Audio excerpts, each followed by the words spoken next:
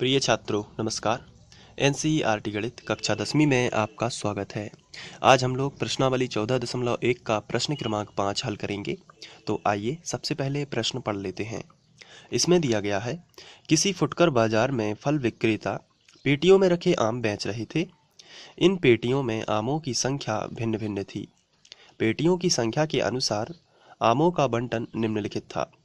सबसे पहले आमों की संख्या दी गई है 50 से 52, फिर इसके बाद 53 से 55, और फिर 56 से 58, और 59 से 61, 62 से 61, और पेटियों की संख्या दी गई है 15 है, 110, 135, 115 है और 25। और एक पेटी में रखे आमों की संख्या की माध्य संख्या ज्ञात करना है, और अपने माध्य ज्ञात करने की किस विधि का प्रयोग किया ये भी बताना है कि आपने माध्य ज्ञात करने के लिए किस विधि का इस्तेमाल किया है। तो यहाँ पे माध्य ज्ञात करने के लिए कल्पित माध्य विधि सबसे अच्छी विधि मानी जाती है, लेकिन उसके लिए आपको ये भी ध्यान रखना होता है कि आंकड़े बड़े होने चाहिए, तो ये ज़्यादा अच्छी रहती है। सिंपल आंकड़े दिए गए हैं जैसे 10 से 20, 20 से 30, तो ज़्यादातर आप सिंपल माध्य भी ज्ञात कर सकते हैं सिग्मा एफ एक्स बटे सिग्मा एफ का इस्तेमाल करके। लेकिन यहाँ पर आमों की संख्या के लिए आंकड़े बड़े दिए गए हैं, तो फिर भी हम कल्पित माध्य विधि का इस्तेमाल कर सकते हैं। चलिए, तो हम कल्पित माध्य विधि का इस्तेमाल करेंगे तो इसका आंसर तो ये हो जाता है। अब यहाँ पर थोड़ी हमें गड़बड़ी दी गई है। ये दी गई है, अभी तक जो हम आंकड़े पढ़ते थे वो कुछ इस तरीके से होते थे, 10 से 20, फिर 20 से 30, फिर 30 से 40, और ऐसे सो ऑन आगे बढ़ते जाते थे। लेकिन यहाँ पे ऐसा नहीं है। जैसे आप यहाँ पे देख रहे हैं 10 से 20, फिर वही 20 जो है यहाँ पे रिपीट होता था और 20 से 30 हो जाता था, फिर वही 30 यहाँ पे रिपीट होता था और 30 से 40 हो जाता था। लेकिन ऐसा यहाँ पे बिल्कुल नहीं है। आप देख सकते हैं 50 से 52 है, तो फिर 52 को रिपीट होना चाहिए यहाँ पे, और फिर होना चाहिए 52 से 55, लेकिन यहाँ पे तो 53 से 55 है। तो कहने का मतलब ये है कि सारणी में दिए गए आंकड़े सतत नहीं है, ये कहलाते हैं सतत। 10 से 20 और फिर 20 से ही 30, फिर 30 से ही 40, ये कहलाते हैं सतत आंकड़े। लेकिन ये वाले जो आंकड़े दिए गए हैं 50 से 52, फिर 53 से 55, यानी कि 52 से 55 होना चाहिए था, लेकिन है कैसा, 53 से 55। तो इन्हें हम बोलते हैं असतत आंकड़े, और इन्हें बोलते हैं सतत आंकड़े। तो असतत आंकड़ों को सतत बनाना पड़ेगा। वो कैसे बनाएंगे? तो इसका सिंपल सा ये होता है कि इसमें 0.5 जो है वो घटाना है, और इसमें 0.5 जो है वो जोड़ना है। फिर इसमें 0.5 घटाना है, इसमें 0.5 जोड़ना है, इसमें 0.5 घटाना है, यानी 0.5। यदि यहाँ पे देखें तो 0.5 जो है यहाँ पे क्या करना है, घटाना है, और वही 0.5 यहाँ पे जोड़ देना है। तो इससे ये पूरे आंकड़े जो हैं वो कैसे हो जाएंगे, सतत। अभी कैसे हैं, असतत। जब 0.5 घटाएंगे और जोड़ेंगे तो क्या हो जाएगा, सतत।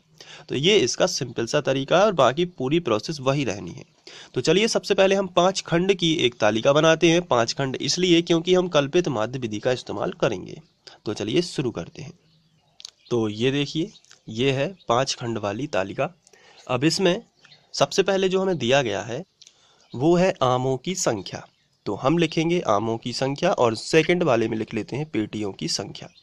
तो ये देखिए, हमने दोनों को लिख लिया, और सेकंड वाले में एफ लिख देना है। आपको ये ध्यान रखना है क्योंकि सेकंड वाला फ्रीक्वेंसी होता है। अब आमों की संख्या कैसे लिखना है मैं ये आपको बता देता हूँ। तो आमों की संख्या में ये जो आंकड़े दिए गए हैं ये हम अपनी आंसर वाली तालिका में नहीं लिख सकते। क्यों? क्योंकि ये असतत है और हमें लिखना चाहिए सतत। तो चलिए सतत कैसे बनाएंगे? इसमें 0.5 घटना है, यानी कि 0.5 इसमें घटना है, तो ये आ जाएगा 49.5, और इसमें 0.5 जुड़ना है, तो ये आएगा 52.5।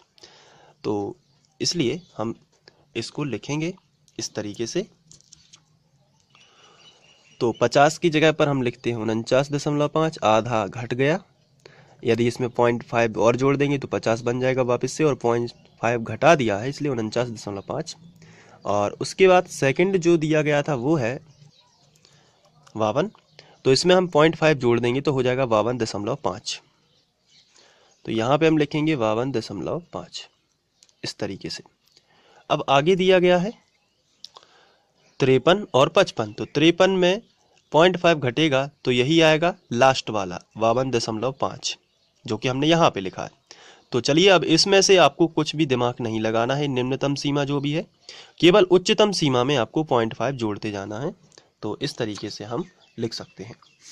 तो जैसे यहाँ पे लिखा 52.5, तो इसको वापस से उठा के यहाँ पे लिख देना है, आपको ज़्यादा सोचना भी नहीं है इसमें, 52.5। लेकिन इस वाले को बस आपको देख लेना है कि दूसरे वाले में, जैसे यहाँ पे यदि मैं बात करूँ तो दूसरे वाले में 55 लिखा है, तो 55.5 बस करते जाना, फिर यहाँ पे 58.5 कर देना, यहाँ पे 61.5 कर देना है, यहाँ पे 64.5 कर देना, यानी कि आगे बढ़ते जाना है और दूसरी वाली की आवृत्ति होती जाएगी। जैसे इसको रिपीट किया, अब इस पे लिखा है 55, तो यहाँ पे आपको लिख देना है 55.5। अब इस 55.5 को यहाँ पे लिख दिया और आगे लिखा है 55 से और 58.5। यदि आप यहाँ पे देखें तो मैं बता देता हूँ, तीसरे आंकड़े में उच्चतम सीमा कितनी है 58, तो इसमें 0.5 बस जोड़ देना है। तो यहाँ पे हम 0.5 जोड़ देते हैं, तो ये आएगा 58.5। फिर इसको कर देना है रिपीट 58.5 को, और फिर चौथे में देखना है कि लास्ट में क्या लिखा है। चौथे में 1 2 3 4 यानी 61, तो 61.5 कर दीजिए। तो यहाँ पे हम लिखेंगे 61.5, फिर 61.5 को करते हैं रिपीट और वापस से देखते हैं कि 61.5 यानी कि लास्ट वाले में 5वें नंबर पर क्या लिखा है, 1 2 3 4 5, इसमें लिखा है 64, तो 64.5 कर दीजिए। तो हम यहाँ पे लिखेंगे 64.5, ये रहा। पेटियों की संख्या हमें दी गई है 15 है, क्रमानुसार लिख लेते हैं। 15 है, 110, और फिर इसके बाद दिया गया है 135, फिर दिया गया है 115 है, फिर दिया गया है 25, ये इस तरीके से। तो ये तो हमने लिख लिया। अब तीसरे नंबर पर मध्य बिंदु निकालते हैं। कल्पित माध्य विधि स्टार्ट है और इसमें हम मध्य बिंदु तीसरे पॉइंट में निकालते हैं। तो हम यहाँ पे लिखेंगे मध्य बिंदु x, तो हमने लिख लिया मध्य बिंदु x। अब ये कैसे निकालते हैं, इन दोनों को जोड़कर 2 का भाग देते हैं। तो चलिए इन दोनों को जोड़ लेते हैं। तो इसके लिए हम रफ का इस्तेमाल करते हैं, थोड़ा पॉइंट वाला है यानी दशमलव वाला है, तो डिटेल से समझ लेते हैं। पहले ये लिखा, फिर इसको लिख दिया 52.5 और दोनों को कर दिया ऐड। सबसे पहले ऐड करना है, फिर 2 का भाग बाद में दे देंगे। 5 और 5 10 का शून्य हासिल आ जाएगी 1, 9 और 2 11 है और 1 12, 12 की 2 हासिल आ जाएगी 1, 5 और 4 9 और 1 10। एक अंक बाद लगा देंगे दशमलव, तो ये आया है 102। 102 में अब 2 का भाग दे दें, क्योंकि जोड़ने के बाद 2 का भाग देंगे तो मध्य बिंदु आएगा। 2 पंचे 10 और 2 एकम 2, यानी कि कितना आ रहा है 51। तो अब यहाँ पे हम लिखेंगे 51।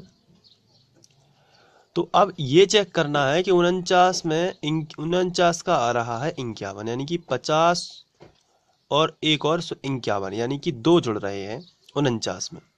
तो 52 में अभी 2 जुड़ेंगे तो कितना आएगा 53।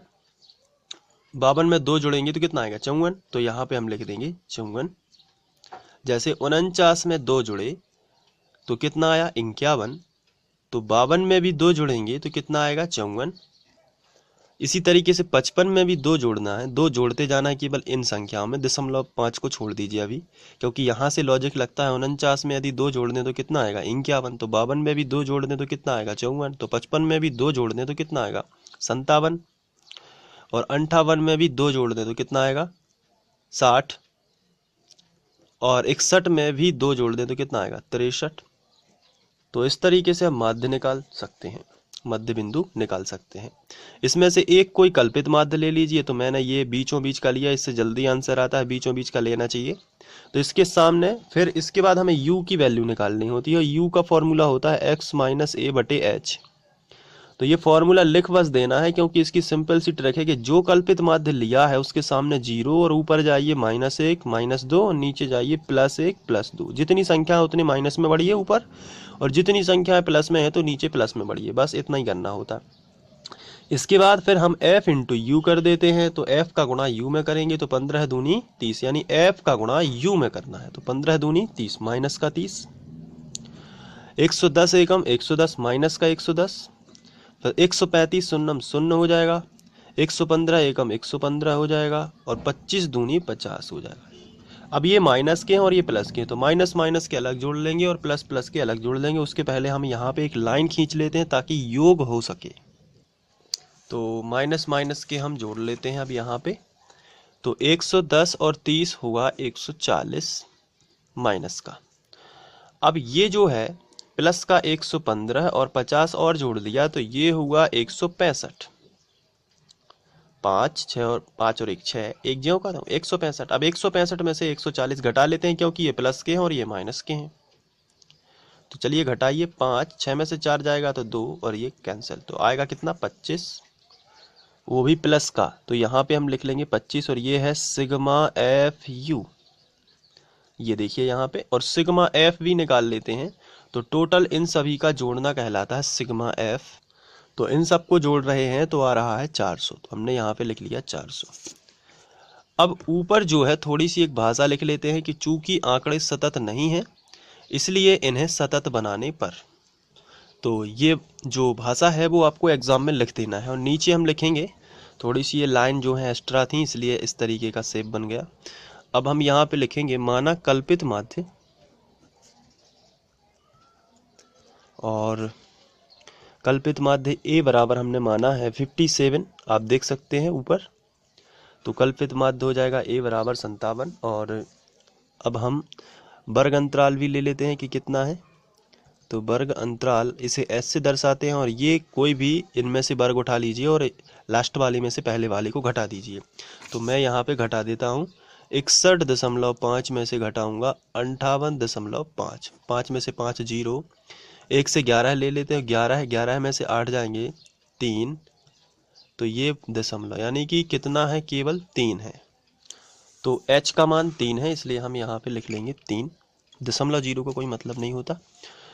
अब हम माध्य का फॉर्मूला लगा देते हैं कल्पित माध्य विधि के लिए। माध्य x डैश बराबर a plus sigma F you बटे सिग्मा एफ गुणित h, ये है ना फॉर्मूला, इससे हम निकाल लेंगे। a का मान कितना है 57, प्लस सिग्मा एफ यू कितना आया 25, सिग्मा एफ कितना है 400 गुणित h कितना है 3। तो अब यहाँ पे हम करेंगे कैंसिल, 25 एकम 25, और यहाँ पे कैंसिल कर देते हैं तो कितने बार जाएगा, तो 25 अट्ठे 200 होता है यानी कि 16 बार जाएगा। तो 57 प्लस 1/16 गुणित 3, इस तरीके से कैंसिल हो जाएगा। तो 57 प्लस 3 एकम 3, ये कैंसिल तो हो नहीं रहा इसलिए डायरेक्ट करेंगे 3 एकम 3, ऊपर का गुणा ऊपर में और बटे 16। अब 16 का गुणा 57 में कर देते हैं, 16 सत्ते 112, 112 की 2 हासिल आ जाएंगी 11 है, और 16 पंचे 80, 80 और 11 जो हो जाएंगे 91। तो यहाँ पे हम लिखेंगे 91, और इसका गुणा इसमें हो गया प्लस 3 और बटे 16, यानी एलसीएम से इसमें गुणा भी कर देना है, प्लस 3 भी लिख देना, बटे 16 ज्यों का त्यों। तो 912 में 3 और जोड़ देंगे तो आएगा 3 और 2 5, 915 बटे 16। अब 16 से हम भाग दे देंगे, रफ का इस्तेमाल, 16 पंचे 80, तो 91 में से 80 जाएंगे तो बचेंगे 11, हासिल आ जाएगी 5। अब यहाँ पे 16 सत्ते 112, बचेंगे कितने 3, दशमलव 0, 16 एकम 16। तो अब यहाँ से बचेंगे 14। तो अब 140 कर लेते हैं, तो अब ये लगभग 8 बार और जाएगा, और 16 नंबर 144 होता है क्योंकि ज़्यादा, तो 8 बार जाएगा, तो 57.18 है लगभग आंसर आएगा, 57.18 के लगभग। एक 9 भी हो सकता है, एक 8 भी हो सकता है, तो इसी तरीके से लगभग आंसर आ जाएगा। तो आपको ये कर लेना है। Thank you.